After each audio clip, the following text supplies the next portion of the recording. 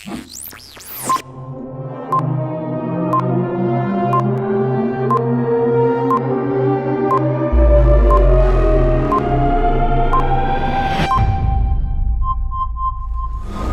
morning, Puma family. Today is Friday, October 30th, 2015. Coming up in this week's Spooky broadcast, we have some more information on the history of Halloween.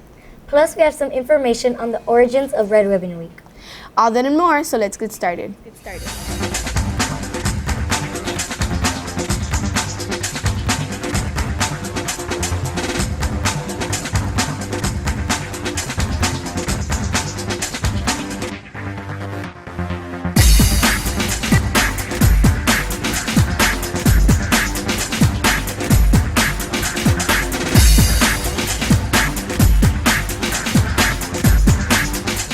Good morning, I'm Sofia Gonzalez. And I'm Mariana Montes. Will you please stand for the Pledge of Allegiance, the Texas Pledge, the Puma Creed, and the moment of silence? Pledge allegiance to the flag of the United States of America and to the republic for which it stands, one nation, under God, indivisible, and liberty and justice for all. Honor the Texas flag. I pledge allegiance to thee, Texas, one state under God, one and indivisible. And now the Puma Creed. I promise to have a positive attitude, use good judgment, maintain respect, always be safe, and ensure my academic success. Please remain standing for the moment of silence. Thank you. You may be seated. And now we have some morning announcements. This week, our Pumas were able to participate in different events celebrating Red Ribbon Week. We kicked off the Red Ribbon festivities with a parade hosted by our counseling center. Many community agencies, including Laredo Police Department, Laredo Fire Department, Border Patrol, TAMU, and many more were in attendance. Students were also able to show their support all week long by wearing different articles of clothing. Monday, we wore red. On Tuesday, teachers and students sported some crazy socks. On Wednesday, we showed our spirit to be drug-free by wearing a spirit shirt. Thursday, a jersey, and today, we are allowed to wear orange and black. Thank you all for participating, and remember to just say no to drugs. Red Ribbon Week began after the kidnapping, torture, and brutal murder of Drug Enforcement Administration agent Enrique Camarena in 1985. Agent Camarena had been working undercover in Guadalajara, Mexico for over 4 years. His efforts led to a tip that resulted in the discovery of a multi-million-dollar narcotics manufacturing operation in Chihuahua, Mexico. As a result, they murdered key informants, and then on February 7, 1985, they kidnapped Agent Camarena and his pilot captain, Alfredo Savana Alveran, taken separately on the same day. So join the movement and pledge to be drug-free. The Sheriff's Department sponsored its annual anti-drug rally at the LEA. Laredo, Texas, I want you to feel good about who you are and the positive choices you're going to make in your life. See? 6th graders from both UISD and LISD attended. Our very own Performing Arts Club was invited to be a part of the rally for a second year in a row. Students learned the importance of saying no to drugs and leading successful lives through education. This week, the anti-drug poster contest began. You can start your posters now. If you want to make a poster, the rules for the contest are: 1. Students must be currently enrolled at a UISD school. 2. Posters must be on regulation 22 by 28 board. 3. Media may include crayons, markers, paints, pens, pencils, and pencil colors. 4. Posters must be in good taste. Gang signs, depiction of drugs, cigarettes, violence, or guns may disqualify your poster. Present a positive message. Middle school students must make hand-drawn posters that may be in color or in black and white. And the awards ceremony for the winners will be held during the spring of 2016. Next week on Saturday, November 7th, there will be a Parent Learning Summit at United High School. It will be held from 7:30 a.m. to 3 p.m. Breakfast and lunch will be provided as well as transportation. We will be passing out registration forms and they must be turned into the counseling center. All the students who attend will receive 5 Puma bucks and 7 homework passes, 1 for each class. Standing for the Pledge of Allegiance is something we have been doing since our first years of school. However, some students decide to sit during the pledge, which is their right. We decided to take a more in-depth look at this topic and talk to some of our staff. Not standing for the Pledge of Allegiance is a right that was upheld by the Supreme Court as part of the First Amendment. It protects an individual's rights to say what he or she wants, as well as protects his or her rights not to say something. This gives students in public schools the right to respectfully refuse to stand. However, if you decide not to, you do not have the right to disrupt the proceedings. Yet, just because saying the pledge isn't something you have to do doesn't mean you shouldn't do it. Standing and reciting the pledge shows the amount of respect you have for our country and those who fought to protect it. Saying the pledge shows how grateful we are for having freedoms that have been afforded to us by the thousands of men and women who have died fighting for those freedoms. Here with your opinions are some of your teachers. I think it is important for students to stand and recite the pledge, if not just for the respect and the same rights that it gives you are the rights that can't be taken away. So it's not just that it's a symbol, but what it represents. And that's what I think is important for students to stand. I think that students should stand for the pledge to pay respects to the troops who are out there fighting and giving you all the opportunity to come here, be safe, and get an education. From a veteran's perspective, I believe in fighting for all Americans' rights and freedoms, even the rights and freedoms that allow an American not to stand for the Pledge of Allegiance. Does this mean that I agree with it? Absolutely not. I believe we at least owe the respect of standing for the pledge to the thousands of men and women who gave the ultimate sacrifice for our way of life. We are still continuing to review the 7 habits of highly effective teens. Here with habit number 5 is Kimberly Gonzalez. Continuing with the 7 habits of highly effective teens, last time we covered habit number 5, seek first to understand then to be understood. This week we are covering habit number 6, synergize. Synergy is about producing a third alternative, not my way, not your way, but a third way that is better than either of us would have come up with individually. Synergistic teams and families thrive on individual strengths. They go for the creative cooperation. In other words, you have your plan A and your plan B, but you also need a plan C. That's it for this 6 habits. Stay tuned for next week when we sharpen the saw. Ms. Bez would like to remind all of y'all to stay on the green line. The hallways have recently become congested with students walking in the middle and not following the rule.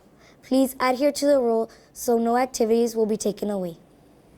On Tuesday, October 20th, our 2015 homecoming court was announced. Coming in 5th place was Jonathan Hernandez and Jasmine Prado. Our Lord was Gerardo Beltran and Our Lady was Abigail Obregon. Our Duke was Brian Fernandez and our Duchess was Crystal Beltran. Our Prince was Kenneth Castillo and our Princess was Giselle Guajardo. And our 2015 homecoming king was Miguel Gutierrez and our 2015 homecoming queen was Catherine Espinosa. This week, some of our Pumas enjoyed an eerie morning of spooky stories in the library. To get into the Halloween spirit, Ms. Valls and her library crew put this event on all week. They watched Goosebumps in the dark and even had some Halloween characters pay them a visit. If you missed it, today was the last day. Carving pumpkins is a Halloween tradition for many people. Here with some pumpkin carving tips and tricks are Jennifer Gonzalez and Arles Saldivar. Hey Puma family, I'm Arlette Saldivar. And I'm Jennifer Gonzalez. And today we'll be showing you how to carve a pumpkin for Halloween. And these are the materials you need. A pumpkin, a bowl, a spoon, 2 saws, a marker, and a template. And these are your steps for carving our pumpkin. Gather your materials and think of how you will be carving your pumpkin. What do you want your pumpkin to look like? Carefully using the knife, cut the top part of the pumpkin with a spoon, and with a spoon remove everything from the inside of the pumpkin and put it on the bowl. Step 3. Draw the design you want on a piece of paper and then put the paper on the pumpkin where you will want the design to be. Step 4. Carefully using the fork, trace the design you made in the template on the pumpkin. This will make the marks on your pumpkin and will be easier for you to carve the pumpkin. Step 5. Remove the paper from the pumpkin. Now you're able to see the markings on the pumpkin. Step 6. Using the knife, cut your pumpkin. Make sure to make your cuts neat in order for the pumpkin to look nice. Once you're done carving a pumpkin, highlight. And those were the steps for carving a pumpkin. Happy Halloween! We decided to go around school and see what your favorite part of Halloween is. Here are your responses. My favorite thing about Halloween are the costumes. They look pretty cool. My favorite part about Halloween is that it gives me a reason to be weird, and the way I celebrate it is having a horror movie marathon. My favorite part is the costumes, and I always celebrate going with my family trick-or-treating, even the adults dress up. I'm gonna go trick-or-treating, and I love the candy. That you can walk around in a chicken costume all day and not get any weird looks. My favorite part about Halloween is like all the candies and how you can express your inner self. And I plan on celebrating it by carving a lot of pumpkins and probably trying to eat all the candies in about a week. Is the candy. It's all the candy. Little kids and steal their candies, and the way I celebrate it, I trick or treat on every house. I'm gonna celebrate it with my family. Well, I'm just gonna put on a shirt with a pumpkin. That's all. For your costumes, I like know how to celebrate by having parties. You can use your costumes, celebrate with friends, family, haunted houses. You get to scare people. We get to get candy. Is our favorite cat, Maribel Reyes, with your national news. Good morning, Puma family. I'm Maribel Reyes with a haunted look around the nation. Today we take a closer look at an officer and a student. A video shows a South Carolina school resource officer yanking a student from her desk, causing her to fall backward in her chair. He then throws her several feet across the floor. Other students sit quietly with one student covering his face with his hand, but the outrage was rushes on the social media with some calling for the officer's firing. The incident started when the student was asked to leave the classroom. When she refused, that's when the officer was called in. Next we have a dog named Trigger who ironically shot her owner. Reporters state that a local hunter was hunting prey with her dog Trigger. Next thing you know, the hunter puts her shotgun down on the ground and Trigger does the rest. The dog stepped on the gun, causing it to fire in her owner's foot. It's a puppy accident. That was a haunted look around the nation. Have a happy Halloween. Now back to you. Russia has recently attacked Syria. Here with more is our favorite floating head with your world news. Hello, I'm Floating Head here with a spooky look around the world. After a Russian warplane threw a bomb near a hospital in Libid, Syria, it came back. More commonly known as the double tap, the plane returned after first responders arrived and hit the same spot, killing a dozen people in the process. Russia denies that the warplane was there and says targeting civilians is not what they're doing in Syria. This has been a spooky look around the world. Be a friend, now back to you. Here with what's happening around the school is our principal, Ms. Perez.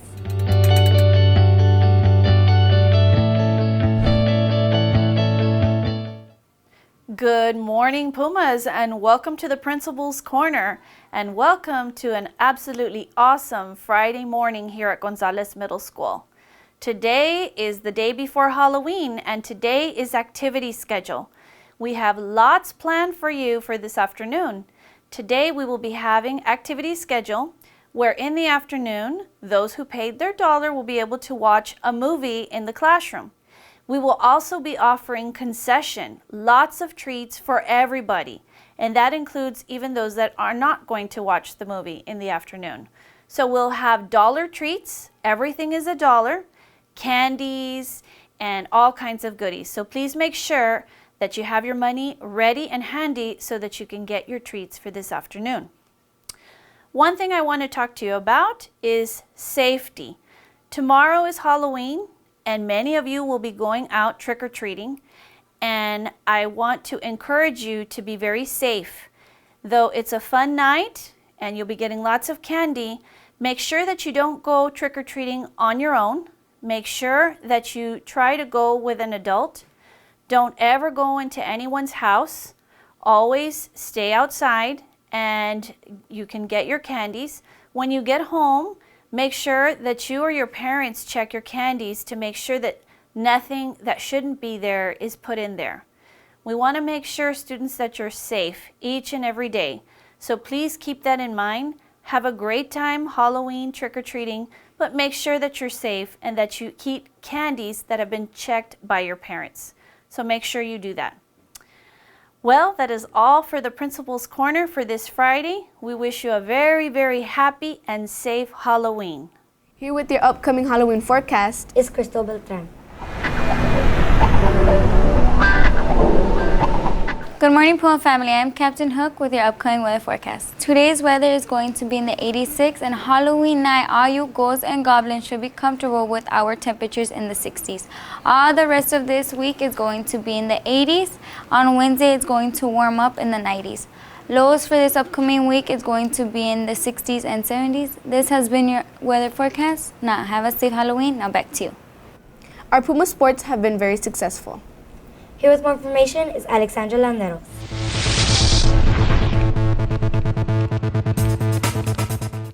Good morning, Pumas. I'm Alex Landeros here for Sports Update.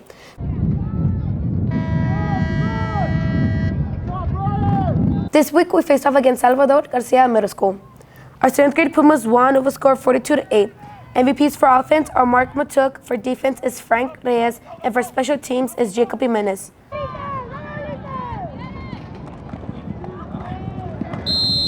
Our 8th grade Pumas won with a score of 38-14. MVPs for offense are Carlos Miranda, Israel Garcia, and the offensive line. MVPs for defense are George Garcia, Josue Martinez, and David Vasquez. Next week will be our last football game against United South Middle School, so come out and support our mighty Pumas. Just a quick announcement, 7th and 8th grade boys cannot sign up for basketball. For more information, go see Coach Salinas. In volleyball, our Lady Pumas had their last game of the season. Our silver team took on Washington Middle here last Thursday. MVPs for 7th grade are Victoria Arredondo and Abigail Gomez. 8th grade MVPs were Elisa Huerta and Andrea Zapata. Our teal team took on Salvador Garcia this Monday. 7th grade teal MVPs are Brianna Esaguirre and Crystal Segovia. 8th grade teal MVPs are Ariana Guerra and Jackie Ayala. This has been Alex Landeros. Have a happy Halloween. Now back to you. Here with another successful university is Hector Montemayor and Jocelyn Martinez with College 101. Good morning, Puma family. I'm Jocelyn Martinez. And I'm Hector Montemayor. And College 101 begins now.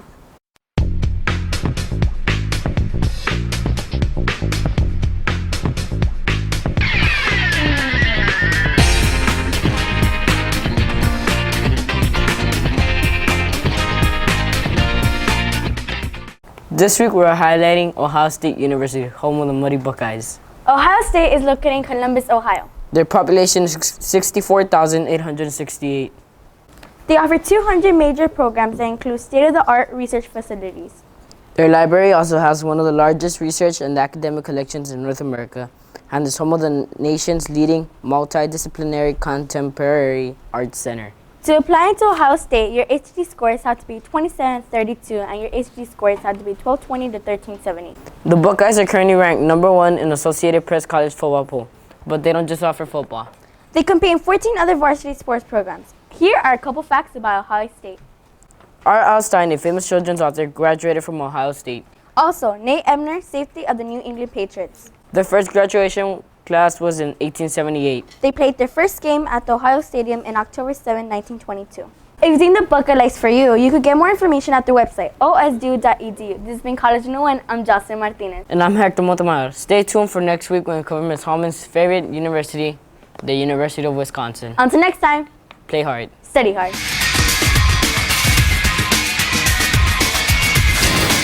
Hello, family. I'm Natalie Valenciano.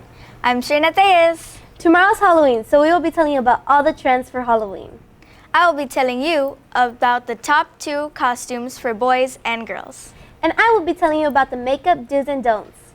So, Serena, what are the 2 top costumes for boys and girls? Well, first off, the #1 for girls right now is the super adorable Minnie Mouse costume. And the #1 in the guys selection is El Chapo. So, Minnie and El Chapo. That goes to show that girls and guys like different things. Definitely. Now as #2 in the girl selection is the Dia de los Muertos skeleton girl. What do you think are the makeup do's and don'ts for that, Natalie? Well, it's a new Halloween makeup by Wolf Novelties. It's made for sweating, so you don't have to worry about reapplying. The colors are so much more well worked, and they only need 1 coat. That sounds like the real Mac of Halloween makeup.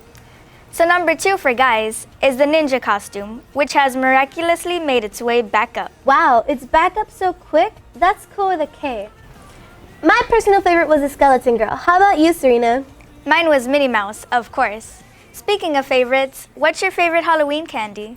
Well, candy is just so good I have no favorite. Well, I guess the world is picky enough to choose the top 3. So I've heard. I'm pretty glad Reese's up as #1. So am I. I'm surprised that M&M's is in second though, because Kit Kat is way better. I agree more. Do you know what the 3rd top candy is? Yes, I do. It's Snickers. Not surprising though. Yeah, Snickers is alright. I agree. It's okay. Though, Natalie, there's one candy no one likes receiving on Halloween. Which one is that, Serena? It's the horrid candy corn. Yuck, that's gross. I'm Natalie Valenciano. I'm Serena Tejas. We wish you all a trendy Halloween. Here with what you had to say is Little Red Riding Hood with your shoutouts. Good morning, Puma family. I'm Little Red Riding Hood here with your Puma shoutouts. We begin with a shout out to the 7th grade football team from Coach Leal. Shout out to the cheerleading team from your 8th grade cheerleaders. Shout out to the Diamond Dance team from your 8th graders.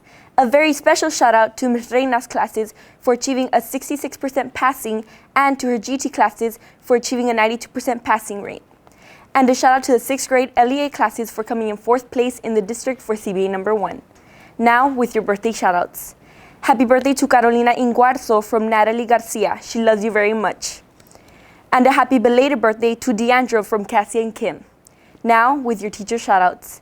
Shout out to Ms. Rodriguez from the Diamond Dance team. Shout out to Mr. Cantu from Cassie Cabrera. And a shout out to Mr. Sanchez from your 4th period class. If you have any shout outs, drop them off at room 313 or email me at giselle.guajardo658@uisd.net. This has been Little Red Riding Hood with your Puma shoutouts. Now back to you. We hope you enjoyed this week's Chilling Puma Press show. Remember to stay safe this weekend. Have a happy Halloween. Bye.